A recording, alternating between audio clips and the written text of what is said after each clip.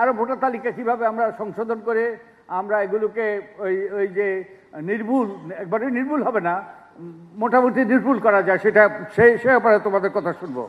নির্বাচনী এলাকার সীমানা পুনর্নির্ধারণ, এই যে অনেকগুলো নির্বাচনী এলাকা আছে যেখানে 7-8 লাখ ভোটার, আর অনেকগুলো আছে 1.5 লাখ ভোটার, 1.5 লাখ 2 লাখ ভোটার। এ তো ইটস নট ফেয়ার। তো এটা কিভাবে পরিবর্তন আনা যায়? নির্বাচনী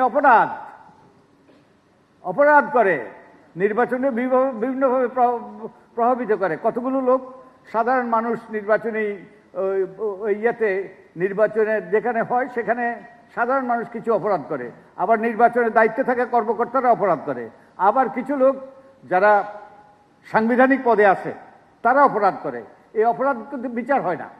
গত 3টা নির্বাচন বিতর্কিত হয়েছে, বহু অপরাধী, হাজার হাজার অপরাধী আমাদের চারপাশে ঘুরে করছে, তাদের কোনো বিচার হয়নি, নির্বাচনী অপরাধ করেছে তারা। তারপরে নির্বাচনী বিরোধ ওই ট্রাইব্যুনালে যায়, ওখানে আর সংসদে মেয়াদ শেষ হয়ে যায়, কিন্তু বিরোধ আর মীমাংসা হয় না, অন্যায় করে পার পেয়ে যায়।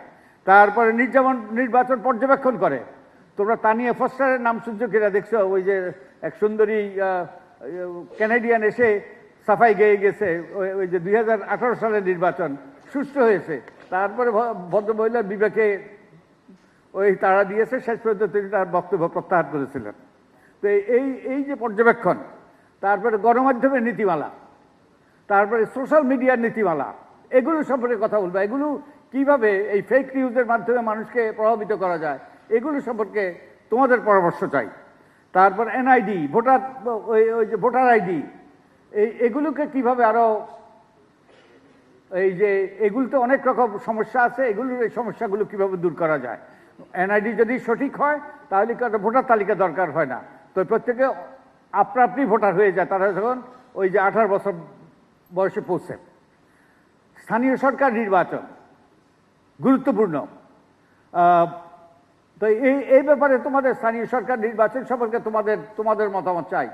আমাদের প্রফেসর তোফায়েল আহমদ, আমার বন্ধু তোফায়েল আহমদ, উনি হলেন স্থানীয় সরকারের জন্য একটা কমিশন হয়েছে, উনি ওটার প্রধান।